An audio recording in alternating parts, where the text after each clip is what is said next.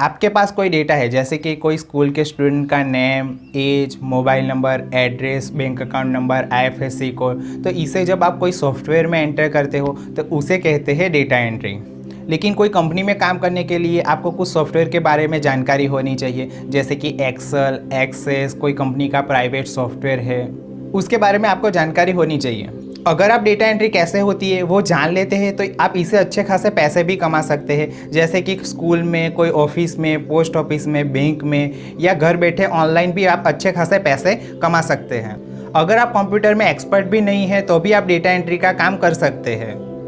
ये वीडियो मैं data operator के लिए ही बना रहा हूँ। हमें डेटा एंट्री करने के लिए डेटा फिल करना आना चाहिए और कुछ टिप और ट्रिक्स के बारे में पता होना चाहिए, जिससे हम जल्दी से जल्दी डेटा को एंटर कर सकते हैं। जब आप डेटा एंट्री के लिए कहीं पर भी जाते हैं तो आपको वहाँ पर डेटा दिया जाएगा, तो आप इससे घबराइए नहीं। अगर आपको टाइपिंग नहीं भी आती है तो भी आप डेटा एंट्री का काम कर पाओगे। लेकिन अगर आपको English typing, Hindi typing, Gujarati typing आती है तो आपके लिए ये प्लस पॉइंट होगा। तो आइए सीख लेते हैं एक्सेल में जाके कि इस डेटा को जल्दी से जल्दी फास्ट तरीके से कैसे कर सकते हैं। क्योंकि अगर किसी को डेटा ऑपरेटर की ज़रूरत है तो आपको बुलाए कि भाई इसे बुलाओ, ये जल्दी से जल्दी हमारा काम कर सकते हैं। तो दोस्तों, मेरा नाम है हितेश पारेख और आप देख रहे हैं मेरी चैनल बेस्ट गाइड।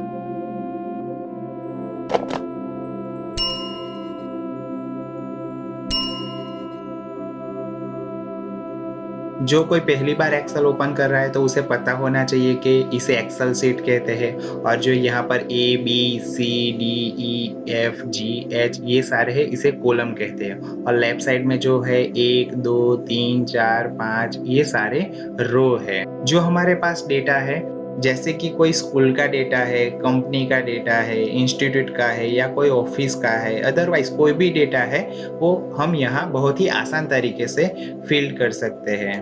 बाद में मैं आपको कुछ टिप और ट्रिक्स भी बताऊंगा जिससे आप बहुत ही फास्ट तरीके से डेटा एंट्री टाइप कर सकते हो। तो मेरे पास एक स्कूल का डेटा है, वो हम यहाँ पर एंटर करते हैं। जैसे कि मैंने यहाँ लिखा सीरियल नंबर, टैब दबाया, उसके बाद मैंने यहाँ लिखा स्टूडेंट नेम, उसके बाद फिर से टैब दबाया और मैंने यहाँ लिखा फादर नेम, फिर टैब और मैंने यहाँ लिखा एड्रेस, फिर से टैब दबाया और यहाँ पर लिखा DOB यानी डेट ऑफ बर्थ, फिर से टैप किया और यहाँ लिखा बैंक नेम, फिर से टैप किया और यहाँ लिखा ब्रांच नेम, फिर से टैप किया और यहाँ पर लिखा IFSC कोड, फिर से टैप किया और यहाँ पर लिखा बैंक अकाउंट नंबर, फिर से टैप किया और यहाँ लिखा मोबाइल नंबर। अब यहाँ सीरियल नंबर एंटर कर लेते हैं, जैसे कि 1 2 3, ऐसे मुझे बहुत सारे सीरियल नंबर चाहिए। अब आप इसे सिलेक्ट कर लीजिए और यहाँ आइए और इसे ड्रैग कर लीजिए यहाँ 15 तक और छोड़ दीजिए। फिर यहाँ स्टूडेंट नेम पूरा नहीं दिख रहा तो कॉलम को थोड़ा बड़ा कर लेते हैं। इसके लिए यहाँ आइए और इसे थोड़ा इस तरफ से खींच लीजिए, थोड़ा और खींच लीजिए, ये हो गया। ऐसे इस कॉलम को भी थोड़ा बड़ा कर लीजिए यहाँ तक, एड्रेस को भी थोड़ा बड़ा कर लीजिए, डेट ऑफ बर्थ को भी थोड़ा बड़ा कर, बैंक नेम को भी थोड़ा बड़ा कर लीजिए, यहाँ ब्रांच नेम को भी थोड़ा बड़ा कर लीजिए, IFSC कोड को भी थोड़ा इधर, ऐसे सबको कर लीजिए। बैंक अकाउंट नंबर, यहाँ मोबाइल नंबर। डेटा एंट्री के लिए आपको हेडिंग ऐसे टाइप कर लेना है। उसके बाद यहाँ पर स्टूडेंट नेम है तो जो स्टूडेंट नेम आपके डेटा एंट्री में है वो यहाँ पर लिख दीजिए। डेटा एंट्री में फादर नेम है वो यहाँ पर लिख दीजिए। ऐसे address, date of birth, bank name, branch name, IFSC code, bank account number, mobile number, ऐसे देख के सब यहाँ पर टाइप कर दीजिए। जैसे कि हमारे पास स्टूडेंट नेम है युवराज सोलंकी, तो यहाँ टाइप कर लीजिए युवराज सोलंकी और टैब दबाइए। यहाँ पर फादर नेम रितेश सोलंकी, फिर से टैब दबाइए। यहाँ एड्रेस लिख दीजिए मुंबई, यहाँ डेट ऑफ बर्थ, फिर से टैप कीजिए। बैंक नेम, जैसे कि यहाँ स्टेट बैंक ऑफ इंडिया है, फिर से टैप दबाइए। यहाँ पर ब्रांच नेम बांद्रा, फिर टैप दबाइए। फिर यहाँ पर बैंक अकाउंट नंबर, फिर से टैब दबाइए। तो देखो यहाँ पर मैंने जो 0 लिखा था वो यहाँ से गायब हो गया है, तो मुझे 0 चाहिए अकाउंट नंबर के आगे। तो ये प्रॉब्लम बहुत लोग फेस करते हैं। तो अगर हमें आगे 0 चाहिए तो यहाँ पर राइट क्लिक करना है और यहाँ से जाना है फॉर्मेट सेल के अंदर, और यहाँ से हमें सिलेक्ट करना है टैक्स। टैक्स सिलेक्ट करने के बाद सिंपली यहाँ से ओके कर देना है। अब आप फिर से यहाँ पर बैंक अकाउंट नंबर टाइप कीजिए और टैब प्रेस कीजिए। तो देखो आगे अब 0 आ रहा है। तो आप ऐसे कोई भी नंबर के आगे 0 को ला सकते हैं। अब यहाँ पर हम मोबाइल नंबर टाइप कर लेते हैं, फिर एंटर कर देंगे। अब यहाँ पर दूसरे स्टूडेंट की डिटेल्स एंटर कर लेते हैं। उसका नाम है समीर दीवान। टैब प्रेस कीजिए और यहाँ पर टाइप कीजिए यूसुफ दीवान। उनका एड्रेस है वडोदरा। टैब प्रेस कीजिए। उनकी डेट ऑफ बर्थ है 5/5/1990। फिर टैब प्रेस कीजिए। उनकी बैंक का नाम है बैंक ऑफ बड़ौदा। फिर से टैब प्रेस कीजिए। उनका ब्रांच नेम है वडोदरा। IFSC कोड है।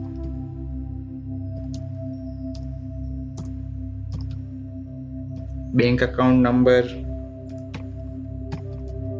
फिर से टैब प्रेस कीजिए। यहाँ पर मोबाइल नंबर एंटर कीजिए। यहाँ पर फादर नेम को थोड़ा बड़ा कर लेते हैं, एड्रेस को थोड़ा बड़ा कर लेते हैं, date of birth, bank name को भी थोड़ा बड़ा कर लेते हैं, ब्रांच नेम तो सही है, IFSC कोड भी सही है, बैंक अकाउंट नंबर भी सही है और मोबाइल नंबर भी सही है। इसे अगर आपको फास्ट तरीके से करना है तो यहाँ पर जाइए ऑफिस बटन में और यहाँ से एक्सेल ऑप्शन में जाइए। उसके बाद यहाँ पर कस्टमाइज पे क्लिक कीजिए। उसके बाद यहाँ पर आप क्लिक कीजिए, यहाँ से command not in the ribbon पर क्लिक कीजिए। यहाँ से आप फॉर्म को ढूंढिए। फॉर्म कहाँ पर है, ये रहा फॉर्म। उसके ऊपर क्लिक कीजिए और यहाँ से ऐड कर लीजिए। उसके बाद यहाँ पर ओके कर लीजिए। अब मैं इस डेटा को डिलीट कर लेता हूँ। अब आप इसे सिलेक्ट कर लीजिए। उसके बाद फ्रॉम में जाइए, यहाँ पर ओके कर दीजिए। यहाँ पर serial number 1, tab student name Pankaj. फिर से टैब कीजिए फादर नेम राहुल। फिर से टैब एड्रेस सूरत।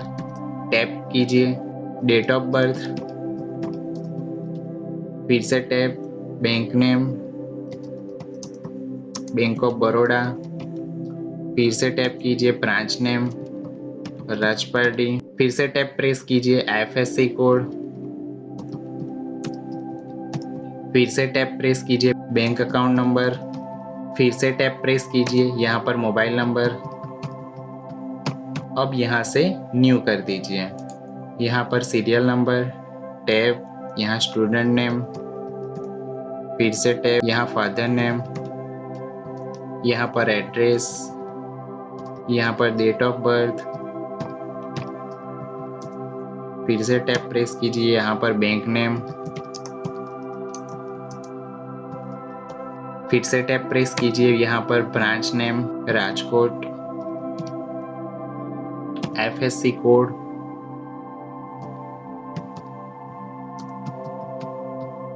फिर से टैब प्रेस कीजिए बैंक अकाउंट नंबर। फिर से टैब प्रेस कीजिए मोबाइल नंबर। फिर से न्यू पर क्लिक कीजिए तो यहाँ पर दूसरी भी एंट्री आ जाएगी। उसके बाद इसे क्लोज कर दीजिए। तो आप ये 2 तरीके से डेटा एंट्री कर सकते हैं। अब आपको अगर इसे टाइटल देना है तो यहाँ पर 1 नंबर पे आइए और राइट क्लिक कीजिए। उसके बाद इंसर्ट कीजिए और यहाँ पर जो भी आपको टाइटल देना है वो टाइप कर दीजिए। जैसे कि मैंने यहाँ टाइप किया स्टूडेंट नेम डेटा एंट्री और एंटर कर दिया।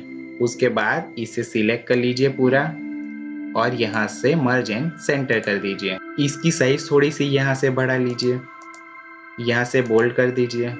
उसके बाद इसे अगर कलर देना है तो यहाँ पर क्लिक कीजिए और कोई भी कलर ले लीजिए। अब अगर इसे बॉर्डर देना है तो इसे पूरा सिलेक्ट कर लीजिए। उसके बाद यहाँ पर बॉर्डर वाले एरो पे क्लिक कीजिए और यहाँ से ऑल बॉर्डर के ऊपर क्लिक कर लीजिए। तो सारे टेबल को बॉर्डर आ जाएगी। यहाँ पर बैंक नेम पूरा नहीं दिख रहा है तो यहाँ से इसे थोड़ा बड़ा कर लेते हैं। अब पूरे टेबल को सिलेक्ट करके यहाँ से सेंटर कर दीजिए। अब यहाँ से हेडिंग को सिलेक्ट कीजिए और यहाँ से बोल्ड कर लेते हैं। अब जो ये मेरे पास डेटा है उसकी मुझे प्रिंट निकालनी है, तो मैं यहाँ से ऑफिस बटन में जाऊंगा, उसके बाद प्रिंट में जाऊंगा और मैं पहले देख लूंगा कि ये प्रिंट निकलने के बाद कैसे दिखेगी। तो यहाँ से मैं प्रिंट प्रीव्यू पर क्लिक करूंगा। यहाँ जो डेटा दिख रहा है वो आधा ही दिख रहा है, आधा कट हो गया है। तो इसे ठीक करने के लिए हम पेज सेटअप के अंदर जाते हैं और यहाँ से लैंडस्केप करके ओके कर लेते हैं। हमने लैंडस्केप किया फिर भी यहाँ पर पूरा डेटा नहीं आ रहा है, तो यहाँ से फिर से पेज सेटअप में जाते हैं और यहाँ से फिट टू करके ओके कर लेते हैं। तो देखो यहाँ पर पूरा डेटा आ गया। उसके बाद यहाँ से हम प्रिंट में जाते हैं। अब आपको इस पेज की कितनी कॉपीज निकालनी है वो यहाँ पर टाइप कर दीजिए। जैसे कि मुझे इस पेज की 6 कॉपी चाहिए, तो नंबर ऑफ कॉपीज में मैं 6 टाइप कर दूंगा और यहाँ से ओके कर दूंगा। तो प्रिंटर में से 6 कॉपी निकल जाएगी। अब मुझे इस डेटा में से स्टेट बैंक ऑफ इंडिया वाले जितने भी स्टूडेंट है उनकी एक अलग लिस्ट चाहिए। तो आप क्या करोगे, इसे सिलेक्ट करोगे और यहाँ से कॉपी करोगे Ctrl+C और यहाँ पे पेस्ट कर दोगे। फिर इसे सिलेक्ट करोगे, इसे भी Ctrl+C से कॉपी करोगे और यहाँ पर पेस्ट कर दोगे। तो ऐसे तो आपके पास अगर बहुत सारा डेटा होगा तो आपको बहुत परेशानी होगी। तो हम इसे फिल्टर लगा के बहुत आसान तरीके से इसका अलग लिस्ट बना सकते हैं। तो पहले तो हम इसे अंडू कर लेते हैं Ctrl+Z से। अब इसे सिलेक्ट कर लीजिए और यहाँ से सॉर्ट एंड फिल्टर पे क्लिक कीजिए और यहाँ फिल्टर पे क्लिक कीजिए। तो अब आपको यहाँ सब जगह डाउन एरो दिखेंगे। हम यहाँ पर बैंक नेम वाले एरो पे क्लिक करते हैं और यहाँ से सिलेक्ट ऑल के ऊपर से टिक मार्क को हटा देते हैं और यहाँ पर सिर्फ स्टेट बैंक ऑफ इंडिया वाले पे टिक मार्क करके ओके कर देते हैं। तो यहाँ पर देखो स्टेट बैंक ऑफ इंडिया वाले जितने स्टूडेंट है उनकी लिस्ट अलग से आ गई है। अब आप फिर से बैंक नेम के एरो पे क्लिक कीजिए और यहाँ से सिलेक्ट ऑल के ऊपर क्लिक कीजिए और ओके कर दीजिए, तो वापस सारा डेटा आ जाएगा। वैसे ही अगर आपको एड्रेस के ऊपर फिल्टर करना है तो उसके एरो पे क्लिक कीजिए और यहाँ से सिलेक्ट ऑल को निकाल दीजिए। उसके बाद आपको कौन सी सिटी के स्टूडेंट चाहिए, जैसे कि मुंबई, तो मुंबई के ऊपर टिक मार्क कीजिए और यहाँ से ओके कर दीजिए। तो जितने भी स्टूडेंट मुंबई के होंगे वही आपको अब दिखेंगे। उसके बाद फिर से एड्रेस के एरो पे जाइए और यहाँ से सिलेक्ट ऑल करके ओके कर दीजिए। तो आप ऐसे फिल्टर लगा के आपके काम को बहुत इजी कर सकते हैं। अब जो ये मेरे पास डेटा है उसके अंदर मुझे सिटी चाहिए, जैसे कि यहाँ गोवा, मुंबई, सूरत, भोपाल, वडोदरा। ऐसे ही सारे डेटा के अंदर यही सिटी यूज होने वाली है, तो उसका हम ड्रॉप डाउन लिस्ट भी बना सकते हैं जिसके अंदर से हम सिटी को सिलेक्ट करके रख सकते हैं, जिससे हम डेटा को जल्दी से एंटर कर सकते हैं। पहले तो मैं इसे डिलीट कर देता हूँ। इसे मैंने यहाँ से सिलेक्ट कर लिया। उसके बाद यहाँ से मैं डेटा में गया। डेटा में जाने के बाद यहाँ से डेटा वैलिडेशन के ऊपर जाना है और यहाँ से डेटा वैलिडेशन के ऊपर क्लिक करना है और यहाँ से अलाउ के अंदर लिस्ट को सिलेक्ट करना है और सोर्स में आपको ये लिस्ट को सिलेक्ट करना है। तो इसे सिलेक्ट कर लीजिए और यहाँ से ओके कर दीजिए। तो अब देखो ये सारे सेल के अंदर एरो दिख रहे हैं। तो अब यहाँ पर क्लिक करो और एरो के ऊपर क्लिक करके ले लो आपको कौन सी सिटी चाहिए, गोवा। फिर यहाँ पर क्लिक करो, यहाँ से कौन सी सिटी चाहिए, मुंबई। यहाँ से कौन सी सिटी चाहिए, सूरत। यहाँ पर क्लिक करो, भोपाल। यहाँ पर क्लिक करो, वडोदरा। यहाँ पर क्लिक करो, वडोदरा। यहाँ पर क्लिक करो, भोपाल। ऐसे आप फास्ट काम कर सकते हो। अब जो ये डेटा है वो हॉरिजॉन्टल में है, वो मुझे वर्टिकल में चाहिए। तो पहले तो इसे सिलेक्ट कीजिए, उसके बाद Ctrl+C से उसे कॉपी कर लीजिए। फिर आपको ये डेटा कहाँ चाहिए वहाँ कर्सर रख दीजिए। उसके बाद यहाँ पर राइट क्लिक कीजिए, पेस्ट स्पेशियल में जाइए और यहाँ पर ट्रांसपोज पर सिलेक्ट कर दीजिए और ओके कर दीजिए। तो ये देखो जो डेटा हमारा हॉरिजॉन्टल में था वो वर्टिकल में आ गया। जो हेडिंग यहाँ पर था वो हेडिंग यहाँ पर आ गया। जो डिटेल्स यहाँ पर थी वो यहाँ पर आ गई, लेकिन यहाँ पर ठीक से दिख नहीं रही, तो इसे बड़ा कर लेते हैं थोड़ा सा। देखो अब आ जाएगी। ऐसे सबको बड़ा कर लेते हैं।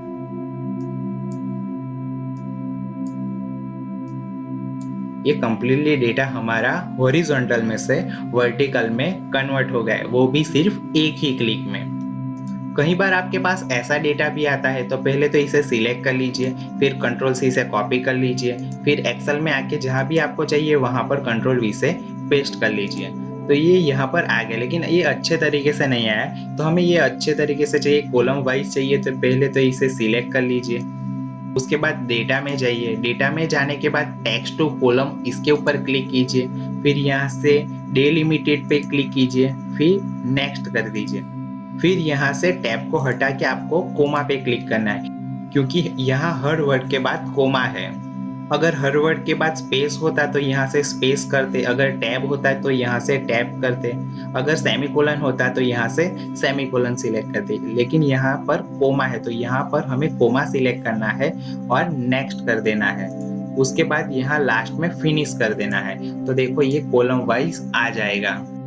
अब उसके बाद लास्ट ट्रिक, आप कहीं बार डेटा फिल करते हो तो ऐसे ही स्पेस छूट जाती है, ऐसे ही बहुत सारी स्पेस छूट जाती है। तो आप क्या करते हो, इसे सिलेक्ट करते हो और राइट क्लिक करके इसे डिलीट कर देते हो, फिर से इसे सिलेक्ट करके राइट क्लिक करके डिलीट करते हो। ऐसे बहुत सारी अगर स्पेस है तो आपको बहुत टाइम इसमें लग सकता है। तो मैं आपको एक यूनिक तरीका बताऊंगा, ये सारी स्पेस आप एक क्लिक में ही निकाल सकते हो। तो हम पहले तो इसे अंडू कर लेते हैं, कंट्रोल जेड।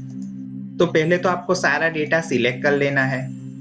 सारा डेटा सिलेक्ट करने के बाद कीबोर्ड में से आपको कंट्रोल जी प्रेस करना है। उसके बाद यहाँ से स्पेशियल में जाना है, और स्पेशियल में जाने के बाद यहाँ से आपको ब्लैंक्स के ऊपर क्लिक करना है और यहाँ से ओके कर देना है। तो जितनी भी ब्लैंक सेल होगी वो सारी सिलेक्ट हो जाएगी। उसके बाद आपको ब्लैंक सेल के ऊपर राइट क्लिक करना है और यहाँ से आपको डिलीट में जाना है और यहाँ से शिफ्ट सेल अप के ऊपर क्लिक करके ओके कर देना है। तो देखो एक ही क्लिक में जितनी भी स्पेस थी वो सारी निकल गई। इस चैनल पे मैं आपके लिए ऐसे ही कंप्यूटर से रिलेटेड वीडियो लेके आता रहूँगा। तो फ्रेंड्स प्लीज़ आप इस चैनल पे अगर नए हैं तो मेरी चैनल को सब्सक्राइब कीजिए। आपको ये वीडियो पसंद आए तो ये वीडियो को लाइक कीजिए और अपने फ्रेंड्स के साथ इसे शेयर कीजिए। और आपको ये वीडियो कैसा लगा कमेंट बॉक्स में जाके ज़रूर बताइए। तो फ्रेंड्स अब अगले वीडियो में मिलते हैं, तब तक के लिए जय हिंद जय भारत।